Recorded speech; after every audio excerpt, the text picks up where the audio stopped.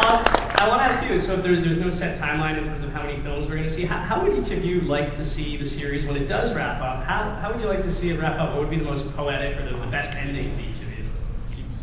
I'd like to see all the producers and all the writers in traps. Like a real family. And you, Betsy, what would you like to see? We're just spitballing, there are no bad ideas.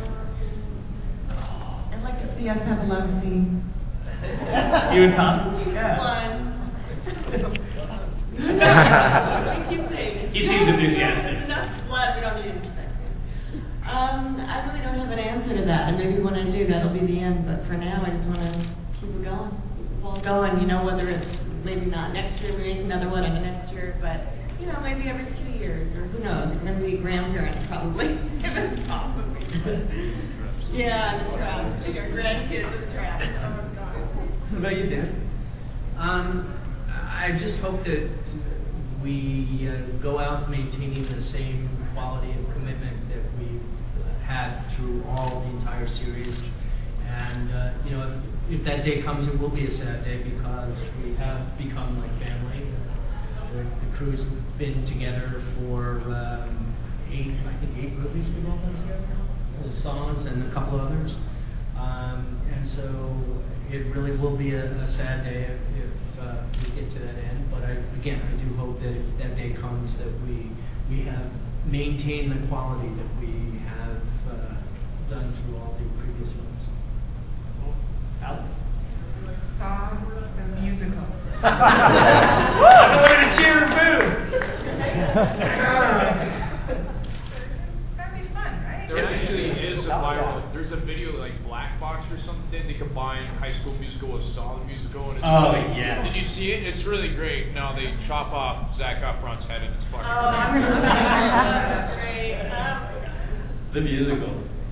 I'd like to see it wrap up in the bathroom because it started in the bathroom. And I think that's one of the coolest things about the Saw franchise. Is like, it's just when I saw the original Saw, not having worked on that one, to watch it, you're like, what's this about? And to bring it back to the bathroom and end in the bathroom for me, I think would be the coolest thing.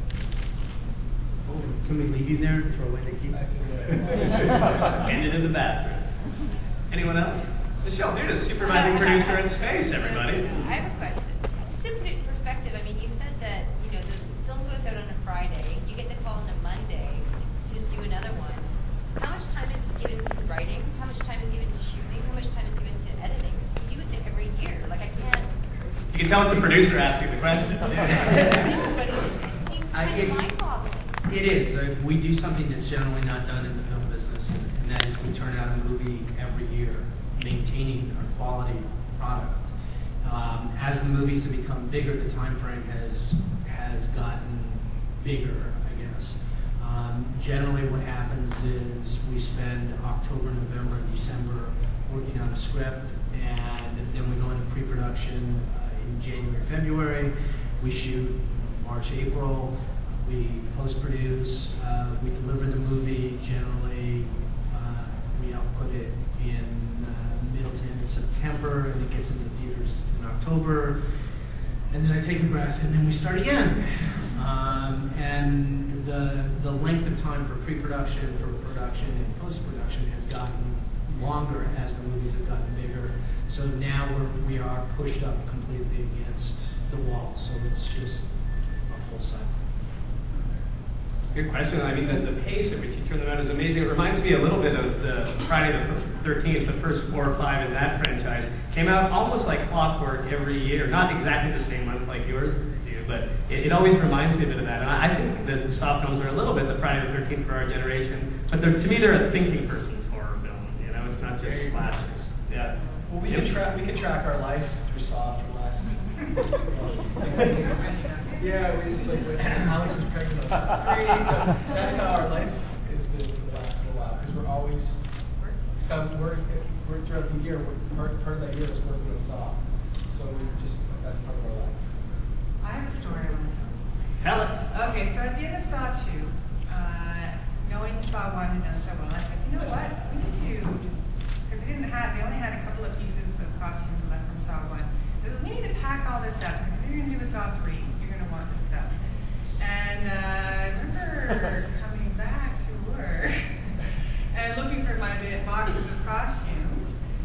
they're all gone. They are selling them on eBay. So, as fans of the franchise, it's one of the few franchises that you actually can purchase the actual costumes and props that are used in the film online. So, you know, the official Saw.com actually is selling the real stuff. And then so we go back and make everything over again. I remember spending John, did you pay her to sing all this? many weeks trying to find the shirt to be the same shirt as Adam wore in Saw 1 when we were recreating that scene for Saw 2 or 3. And, oh, it's a horror.